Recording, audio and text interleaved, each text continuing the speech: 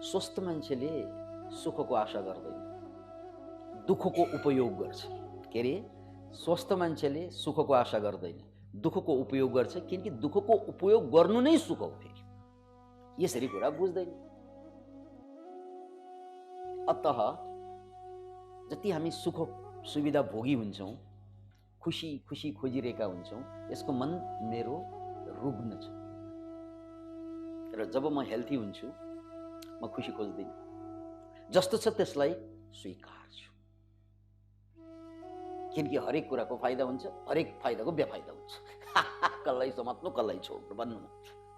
हरेक फाइदाको बेफाइदा हुन्छ, हरेक बेफाइदाको फाइदा हुन्छ। बिहे गर्यो सुरुमा फाइदा, पछि बेफाइदा। डिभोर्स भयो सुरुमा गाह्रो, पछि सजिलो। सबै कुरा यस्तै हुन्छ। के छोड्नु के जोड्नु जीवनमा भन्नु मलाई। के छोड्नु के जोड्नु भन्नु, किनकि सुरुमा फाइदा भएका पछि घाटा हुन्छन्, सुरुमा घाटा भएका पछि फाइदा हुन्छन्। भन्नु मलाई के छोड्नु के जोड्नु। न जोड्ने जस्तो चीज केही छ, न छोड्नु जस्तो चीज केही छ। जुन दिन हामी जन्म्यौं त्यही दिन मर्न थालेका हौं। जुन दिन हामी जन्म्यौं त्यही दिनबाट हाम्रो आयु कम हुँदै गएको हो, होइन र? त्यसकारण जीवनमा न जोड्नु जस्तो केही चीज छ, न छोड्नु जस्तो केही चीज छ। साक्षी भएर त्यो सबैको प्रयोग गर्नु मात्रै, त्यही हुन्छ। त्यसकारण स्वस्थ मान्छेले, आध्यात्मिक मान्छेले सुख खोज्दै खोज्दैन, रोगीले मात्रै सुख खोज्छ। मलाई तिमीले माया गरेनौ, किनकि ऊ रोगी हो मान्छेको, त्यसकारण उसलाई माया चाहिन्छ। तर जब मान्छे आफैमा स्वस्थ हुन्छ नि, यो शब्द पनि याद राख्नुहोस्, संस्कृतमा स्वस्थ शब्दको अर्थ के हुन्छ भने, स्व भनेको आफू, स्थ भनेको स्थिर हुनु। जो आफैमा स्थिर छ त्यही मात्रै स्वस्थ हो। र जो आफैमा स्थिर छ उसलाई अरू भएके नभएके त्यो कुरा याद गर्नु। जो आफैमा स्थिर हुन्छ उसलाई अरू भएके नभएके।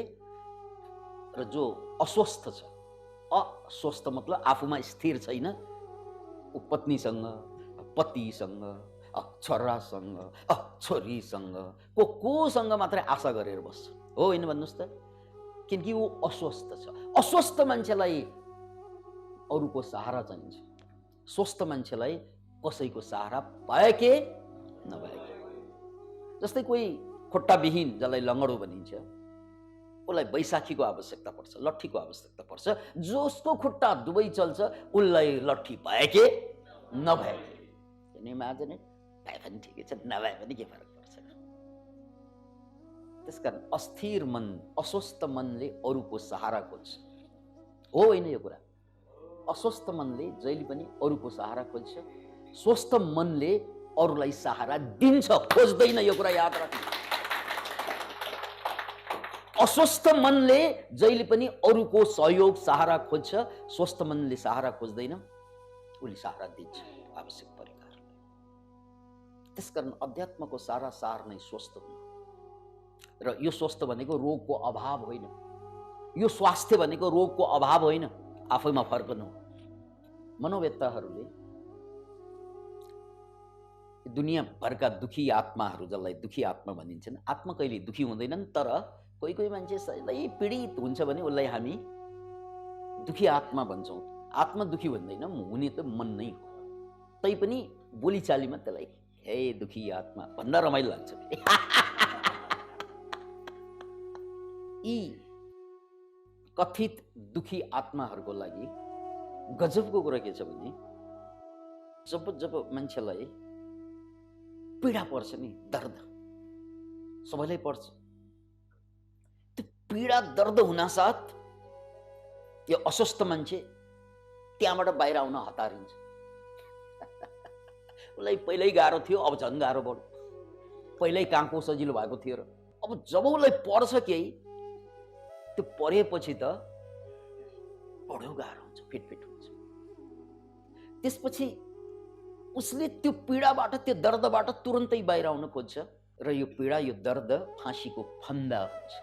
सामान्य डोरी होइन, फाँसीको फन्दा। यो फाँसीको फन्दाको एउटा गजबको विशेषता हुन्छ। जब यो गलामा पर्छ नि, जति जति चाहिँ झट्का दिइन्छ, त्यहाँबाट बाहिर आउन कोसिस गरिन्छ, त्यो फुत्किँदै जान्छ कि आफू सिद्धिँदै जान्छ। जति ट्राई गरे त्यति फस्दै जाने चिजको नाम के हो? फाँसीको फन्दा। दुःख पनि त्यही हो। तपाईं त्यहाँबाट बाहिर आउन ट्राई गर्न साथ अझ पसिन्छ। यो मानसिक दुःखको कुरा गरेको मैले है, भौतिक दुःखको होइन।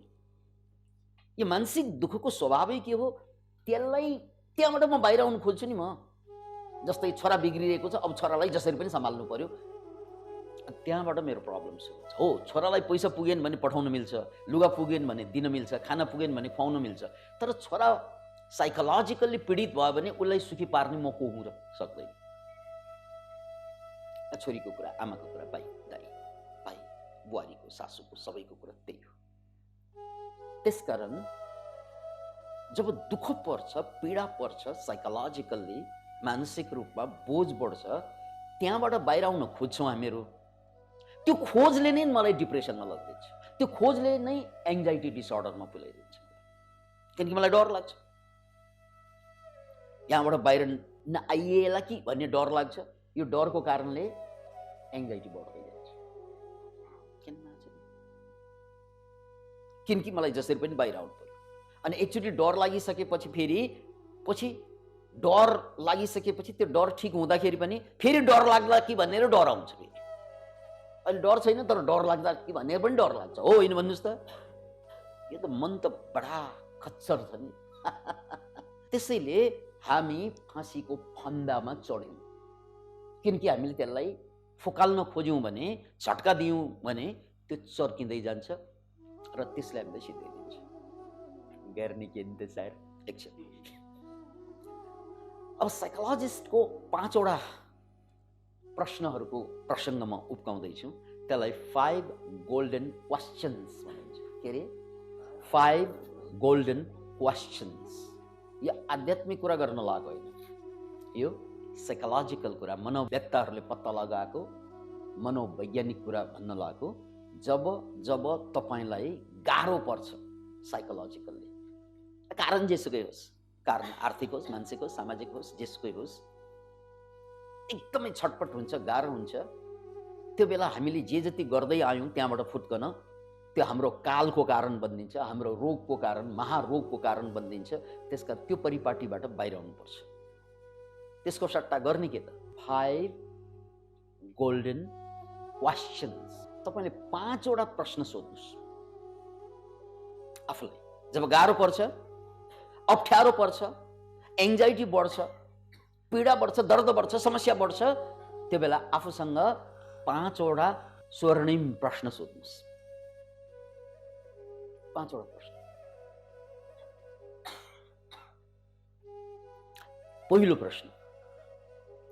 पहिलो प्रश्न के त भने, यो मेरो पीडा, यो मेरो दर्द विभिन्न कारणले जुन मलाई यहाँ भक्कानिएर आइरहेको छ, पहिलो प्रश्न, यो आज दिनभरि कति लामो बस्छ होला? प्रश्न सोध्नुहोस्।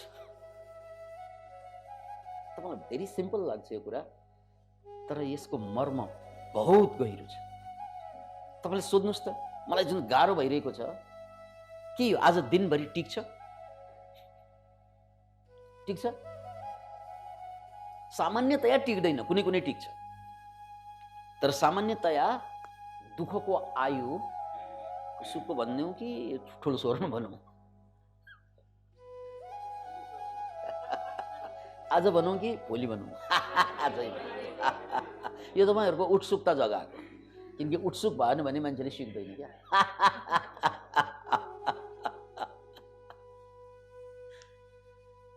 सामान्यतया साइकोलोजिकल दुःखको आयु आधी घण्टा मात्रै हुन्छ भनिदिएको छु।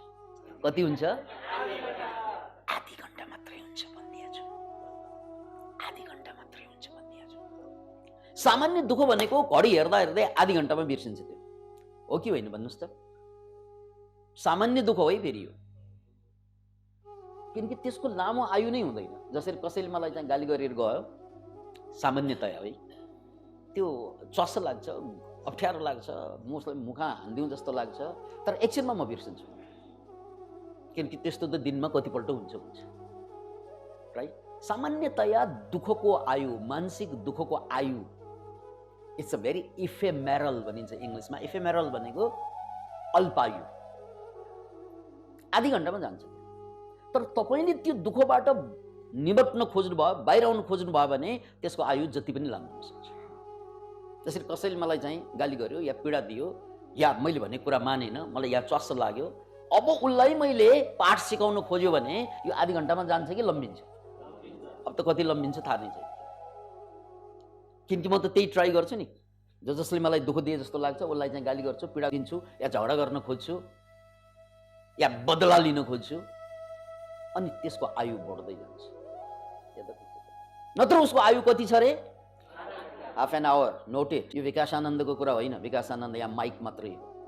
यो साइकोलोजिस्टहरूको निष्कर्षलाई मेरो भोगाईबाट प्रमाणित भएको कारणले पस्केको। फेरि साइकोलोजिस्टहरूको कुरालाई जस्ताको तस्तै हजुरहरूलाई सुनाएर केही अर्थ हुँदैन, किनकि त्यो त गुगलमै छ, गुगलमा खोजे पुग्ने कुरा हो। तर यो मेरो भोगाईसँग मेल खाएको, अब्जर्भेसनसँग मेल खाएकोले कि पीडा दर्द भनेको एकछिन मात्रै चस्स लाग्ने हो। यो कुराको पाठ हामीले बच्चाहरूसँग सिक्न सक्छौँ, किनकि उनीहरूलाई पनि कसैले गाली गर्दा पीडा दिँदा त रुन्छन् उनीहरू। दिनभरि रोइरहन्छ कि एकछिनमा बिर्सिन्छ। ओ चेक देम। त्यो चिल्ड्रेनहरूलाई, बच्चाहरूलाई हेर्नुहोस् त, बच्चा बच्चीहरूलाई, उनीहरूलाई चोट पर्छ, पीडा हुन्छ, त साला गधा भनेर आमा बाउले भक्कु गाली गर्छ, रुन्छ, क्वाँ क्वाँ, आधी घन्टापछि हो होइन? They don't hold. आधी घन्टामा सकिन्छ, आधी घन्टाभन्दा अगाडि नै सकिन्छ। त्यसकारण तपाईँको दुःखको आयु, ए मनुवा, तपाईँको मानसिक दुःखको आयु मात्र आधी घन्टा छ नचलाएमा। चलाउनु खोज्यो भने ऊ जति पनि लामो हुन्छ। हुँदा हुँदा यसैले डिप्रेसन, फ्रस्ट्रेसन, मेन्टल प्रब्लम सबै पनि ल्याउन सक्छ। त्यसको उसलाई नचलाउनु। त्यही भनेको साइकोलोजिस्टहरूले। It'll last half an hour, बढीमा हाफ एन आवर, त्यहाँभन्दा माथि जाँदैन। त्यसैले क्वेसन गर्नु, यो मेरो दुःख अहिले भएको साइकोलोजिकल कति टिक्छ? दिनभरि टिक्ला? This is the first question. यसलाई फर्स्ट गोल्डन क्वेसन भनिन्छ। किनकि यो क्वेसन आउन साथ नै तपाईँलाई ठ्याक्कै अहिले हामीले संवादमा ल्याएको प्रसङ्ग आउँछ, ए यो त आधी घन्टा मात्रै भनेको नि, ए यसलाई त चलाउनु हुँदैन भनेको नि, राइट? अनि जहाँबाट दुःख सुरु हुन्छ नि, कोहीसँग झगडा पर्दा, त्यो झगडा पऱ्यो भने फनक्क फर्केर आफ्नो ठाउँमा लगाइहाल्नु। जोसँग झगडा भयो, जहाँ झगडा भयो त्यहाँ बसिरह्यो भने त्यो लामो हुन्छ। त्यसलाई जवाफ दिए पनि गाह्रो हुन्छ, नदिए पनि न्यु खोज्या भन्छ। चुपचाप बसे पनि पीडा हुन्छ, फुर्क आयो भने सक्यो कुरा, राइट? त्यसकारण त्यसलाई चाहिँ सल्टाउने होइन क्या, आफूलाई सल्टाउने हो, झगडा सल्टाउने होइन क्या। हामी त यति मूर्ख महामूर्ख झगडा सल्टाउनु बसेका छौँ, जिन्दगीभर सल्टिँदैन। झगडा सल्टाउने होइन, आफूलाई सल्टाउने हो। मैले उदाहरण दिएँ नि, वराली र उकाली। तपाईँ झरे पो त्यो वराली हुन्छ, फनक्क फर्कनुहोस् त्यो उकाली भन्छ, म त चढ्छु बाबाई। अब तिमी छिचाइरहौ, गाली गरिरहौ, बसिरहौ, रोइरहौ, कराइरहौ, त्यो तिम्रो काम हो, म त गएँ बाबाई। त्यति भनेको भए आधी घन्टा पनि लाग्दैन बाहिर आउनु। सो मानसिक दुःख आधी घन्टा हो त्यसको आयु। यदि तपाईँले त्यसलाई मलजल, घिउ, चरु हाल्ने काम गरेन भने, होइन, त्यसमा घिउ, चरु, मलु, जल सबै हाल्ने हो भने त्यसको आयु जति पनि लम्बिन सक्छ। त्यसकारण the first golden question is, यो के दिनभरि टिक्ला? अब दोस्रो गोल्डन क्वेसन पनि यहीसँग सम्बन्धित। कहिलेकाहीँ चाहिँ लामो हुन्छ दुःख विभिन्न कारणले, किनकि ठाउँ पनि छोड्न सक्ने होइन, त्यो परिस्थिति यस्तो बनिदिन्छ, परिवेश यस्तो बनिदिन्छ, त्यो दिनभरि पनि त्यही कुरा मात्रै याद आइरहन्छ। त्यस्तो पनि बन्छ कहिलेकाहीँ, यो कम हुन्छ। त्यस्तो पर्यो भने अब अर्को क्वेसन, गोल्डन क्वेसन, के यो हप्ताभरि टिक्ला? अब तपाईँलाई थाहा छ हप्ताभरि चाहिँ टिक्दैन। यसलाई चलाउनु पर्छ टिकाउनुलाई, यसलाई मलजल हाल्नुपर्छ टिकाउनुलाई। अब म मल पनि हाल्न, जल पनि हाल्दिनँ, त्यो टिक्दैन। अनि इन केस टिक्यो भने के महिनाभरि टिक्ला? तेस्रो क्वेसन। चौथो क्वेसन, के वर्षभरि टिक्ला? पाँचौं क्वेसन, के 5 वर्ष टिक्छ यो? जवाफ के आउँछ? अब टिक्दैन। टिकाउन सक्छु, त्यसमा मलजल हाल्यो भने टिक्छ, नत्र टिक्दैन। अब यही प्रश्नलाई प्रकारान्तरमा पनि बुझ्न मिल्छ। त्यो कसरी? यो टिक्ला भनेर सोध्नु एउटा तरिका भयो। अर्को तरिका के त भन्नाले यो पीडा, यो दर्द दिनभरिमा के होला? दिनभरिमा के होला यसको हालत? के यो यस्तै बसिरहन्छ? के यो बढ्दै जान्छ? के यो घट्दै जान्छ? यसरी दिनभरिमा के होला त यो पीडा? त्यसपछि तपाईँ झल्यास बिम्जे जस्तो हुन्छ। किनकि दुःख भनेको, बुझ्नुहोस् है, हात जोडेर भन्दैछु, बुझ्नुहोस् है, दुःख भनेको फिलिङ्स हो, सबकन्सियस माइन्ड हो। दुःख भनेको थट होइन, विचार होइन। दुःख भनेको के हो रे? फिलिङ्स। दुःख माने के हो रे? फिलिङ्स।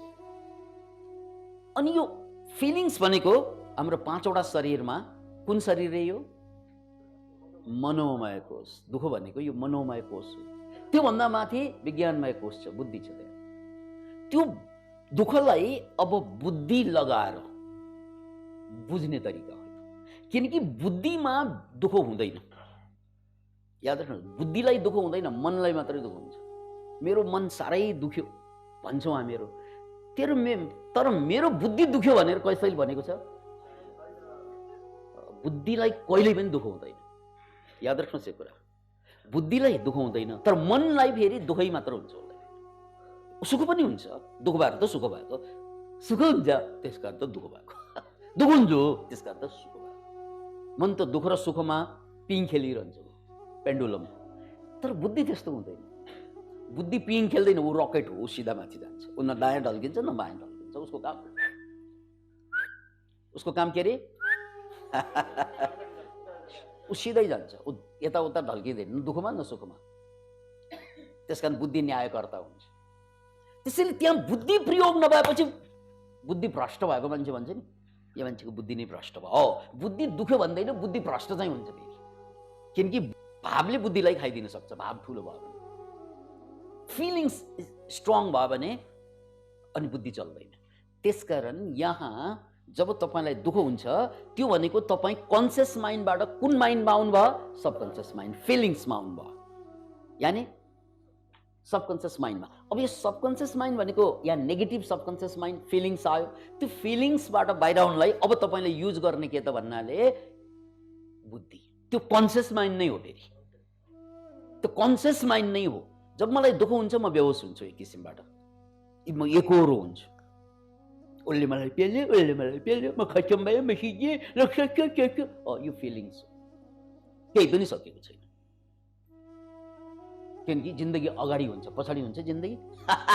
के सक्यो? जे सक्यो सकिसक्यो। अब कमाउनु बाँकी चिज त अगाडि छ, के सक्यो? आँखा खोलेर हेर, सबै कुरा अगाडि छ भन्ने हुन्छ। त्यो भन्नलाई भावले भन्दैन, त्यो बुद्धिले मात्रै भन्छ। त्यसकारण जब तपाईँ कन्सियस माइन्डमा आउनुहुन्छ नि, that is using your question. त्यो क्वेसन के त? दिनभरिमा के होला? यो पीडा के होला दिनभरिमा? सोध्नुहोस् त आफूलाई। कसलाई सोधेको? बुद्धिलाई। के को बारेमा सोधेको? भावको बारेमा, दुःख भावको। भाव भनेको घोडा जस्तो हुन्छ। त्यसकारण त्यो भगवान कृष्णले हाँक्नु भएको रथ छ नि, त्यो रथको 5वटा घोडा होइन, 5 होइन त्यसमा। त्यो 5 घोडा भनेको के त? 5वटा ज्ञानेन्द्रिय। त्यो 5वटा ज्ञानेन्द्रिय भनेको बहुत पावरफुल हुन्छ। यो फिलिङ्स हो ज्ञानेन्द्रिय भने। सुन्यो आहा भन्यो, बुद्धि स्वाहा। मिठो खाए आहा, मोमो खान्छ नि मान्छे, स्वाहा। यो 5वटा ज्ञानेन्द्रियमा मान्छे भुल्छ भावमा। त्यो भाव भनेको घोडा हो 5वटा। त्यो घोडाको लगाम कसको हातमा? कृष्णको हातमा। त्यो लगाम भनेको के हो? बुद्धि हो। यदि ती घोडाहरूमा लगाम लागेन भने कहाँ भड्किन्छ यो घोडा? थाहा नै हुँदैन। अनि त्यो हाँक्ने सारथी कृष्णकै आत्मा हो। याद राख्नुहोस्, बुद्धि भन्दा माथि के छ फेरि? आत्मतत्व, आनन्दमय कोष हो, आनन्दमय कोष। त्यसैले हामी जब पीडित हुन्छौँ मानसिक रूपमा, त्यो बेला बुद्धिबाट मात्रै उसलाई पार लाउन सकिन्छ। अरू केही चिजबाट पार लाग्दैन। केबाट? बुद्धिबाट। अब त्यो बुद्धि भनेको के? प्रश्न गर्ने ताकत। बुद्धि भनेको के रे? प्रश्न गर्ने ताकत। त्यो बुद्धिको मात्रै प्रश्न गर्ने ताकत हुन्छ, भावको त हुँदैन। भाव त पीडित भएर बसेको हुन्छ। त्यसकारण भावलाई घोडासँग जोडियो, बुद्धिलाई लगामसँग। त्यो भावलाई कन्ट्रोल गर्ने त को त भन्नाले बुद्धि, लगाम। त्यो लगाम लगाउनु त आज मलाई भएको यो पीडा, यो दर्द जुन भइरहेको छ, 1 हप्ताभित्र के होला यसको हालत? क्वेसन गर्नुहोस् त। अनि बुद्धिले के जवाफ हुन्छ? 1 हप्तामा त सबै चेन्जेबल छ, कति चेन्ज हुन्छ हुन्छ। अथवा 1 महिनामा के होला, अथवा 1 वर्षमा के होला, अथवा आज दुखाइ ल भनौँ न, मलाई मेरो श्रीमानले श्रीमतीले छोडेर गई, अथवा छोरा मरेर गयो, अब यस्तो पनि घटना घट्छ, पीडा, बहुत बडा पीडा आयो मेरो जीवनमा। 5 वर्षमा के होला यो पीडा? त्यही रहन्छ। मलजल गर्यो भने मात्रै रहन्छ यो कुरा। मलजल गर्यो भने रहन्छ, बौलाउँछ नि मान्छेहरू। मलजल नगर्ने हो भने त्यस्तो पीडा त कति आयो, कति गयो 5 वर्षभित्र। देन तपाईँ आँखा खोले जस्तो हुन्छ, आई ओपनर भन्छ नि। ओहो, यो दुःख 5 वर्षमा त यसको स्थानै हुँदैन कहिले। जसरी कसैले मलाई गाली गर्यो, यो गाली 5 वर्षमा के होला भनेर सोध्नुहोस् त, तातो नि भुत्नु, कता हराउँछ कता हराउँछ। अहिले यसलाई मुख हान्नु जस्तो मान्छे चिनेको छैन, मलाई हेप्ने भनेर झगडा गरेर बसेको छ, राइट? उसले मलाई च्वास्स लगाएको हो, दुःख पनि भयो। तर यो दुःख 5 वर्षमा के होला? त्यस्तै रहन्छ त। त्यस भए अहिले उसँग भिड्नुको कुनै अर्थै छैन, राइट? हरेक दुःख बिस्तारै विकास, किनकि विकासानन्दभित्र धेरै विकासानन्द छन् कि। हरेक दुःख, दर्द मानसिक रूपमा जो आउँछ, त्यसलाई प्रश्न गर्न साथ त्यो ठाउँमा हुन्छ कि साइजमा हुन्छ। प्रश्न गरेन भने एउटा सानो कसैले चिसिक्क गरेर, छोराले, छोरीले, आमाले, भाइले, दाइले कसैले पनि दिएको पीडा, तपाईँलाई दिएको जस्तो लाग्छ नि पीडा, त्यो पीडा यति इन्लार्ज गरेर हेर्छौँ हामी, ल खत्तम, ल बर्बाद। अहिले त छोराले यस्तो भन्छ, अब बिहे गरेपछि यसले के गर्ने होला मलाई, अहिले छोराछोरी भएपछि त हामीलाई हेर्दा पनि हेर्दैन जसले। अहिले विदेश गयो भने त पैसै पनि पछ्याउँदैन। ल कहानी बनाएर बस्यो होइन यो सबै? उसले केही गरेकै छैन, अहिले भर्खर त एउटा छिस्स कुरा निस्केछ, तपाईँले कहानी बनाइसक्नुभयो यत्रो। अनि तपाईँलाई उसले गरेको घटनाले कम पोल्छ, तपाईँको कहानीले बढी पोल्छ। किन बनायो त्यो कहानी? किनकि त्यहाँ बुद्धि प्रयोग भएन। के प्रयोग भयो? भाव प्रयोग भयो, फिलिङ्स प्रयोग। अब भावमा बुद्धि हुँदैन, भाव त अन्धो छ। Love is blind, hate is blind as well. त्यसकारण जब जब पीडा हुन्छ, दर्द हुन्छ, म सबकन्सियस माइन्डमा गएँ, लगाम दियो, मेरो घोडा भड्कियो। अर्जुनको रथको घोडा सम्झनु, यो भड्कियो। अनि अगाडि युद्ध मैदान छ। कहानी हेर्नुहोस् त महाभारतको, अगाडि के छ? युद्ध मैदान छ। यहाँ लाइफ एन्ड डेथको सवाल छ, जीवन मरणको सवाल छ। घोडा भड्कियो कि ज्यान जान्छ? घोडा भड्कियो कि ज्यान जान्छ? तपाईँको 5वटा इन्द्रिय भड्कियो कि ज्यान जान्छ भने क्या थियो? जीवन युद्ध हो। अगाडि युद्ध मैदान छ जीवनको, त्यहाँ कौरवहरू छन् 101, चान्चुन होइनन् उनीहरू। त्यसकारण तपाईँको एउटा चुक भयो भने, तपाईँलाई जिन्दगीभर सहयोग गर्ने मान्छेले एउटा चित्त दुखाइदियो भने भोलिबाट सहयोग चट हार्यो तपाईँ जीवनको मैदानमा। जिन्दगीभर तपाईँको साथ निभाउने वादा गरेका 7 जन्म फेरा लाउने भन्ने यो चाहिँ केटी, एउटा चित्त दुखाइदिनुहोस्, पहिला नाक देखाएर आएको थियो, अब पछाडिको देखाएर जान्छ। हो होइन भन्नुहोस् त? किनकि तपाईँको घोडा भड्क्यो।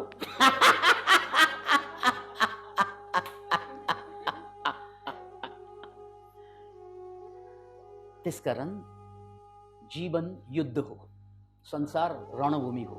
यी सबै तपाईँको साथी हुन सक्छन् यदि तपाईँको लगाम हातमा छ भने। हैन, घोडा भड्कियो, कामको, क्रोधको, लोभको, मोहको, मदको, मत्सर्यको 5वटा इन्द्रिय भड्क्यो भने जसले तपाईँलाई सबभन्दा बढी चाहिँ साथ दिने बाचा दिन्छ, उसैले सबभन्दा बढी लाभ खुवाउँछ तपाईँलाई। हो होइन? तपाईँको आफ्नै जीवन। हाम्रो सबभन्दा नजिकको मान्छे को हुन्छ? आफन्त हुन्छ। साथीभाइ भनेको त आज छ भोलि हुँदैन, तर आफन्त त हुन्छ। मेरी श्रीमती, मेरा श्रीमान, मेरा छोराछोरी हो, उनीहरू मेरो लागि सबभन्दा महत्त्वपूर्ण पात्र हो जीवनको।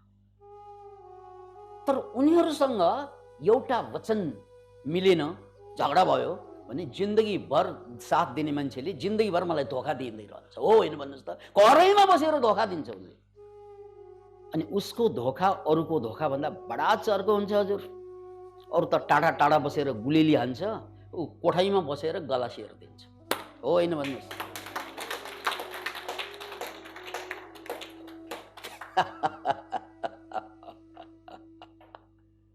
त्यसकारण बुझ्नुपर्ने कुरा के त भने कसैले तपाईँलाई पीडा दिँदा, दर्द दिँदा, जे दिँदा पनि यसले मलाई धोका दियो होइन, घडी हेरेर बस्नुहोस्। के आज यो दिनभरि यसले धोका दिँदै रहला, यो धोकाको हालत के होला दिनभर?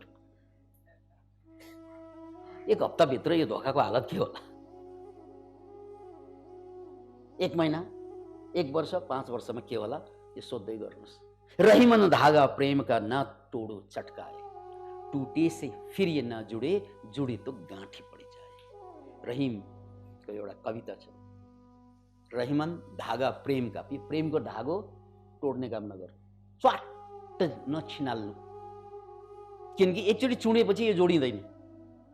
एकचोटि सम्बन्ध बिग्रेपछि त्यो सम्बन्ध लाइनमा मरेसम्म पनि बिग्रिया बिग्रिनै हुन्छ, बन्दैन त्यो सम्बन्ध।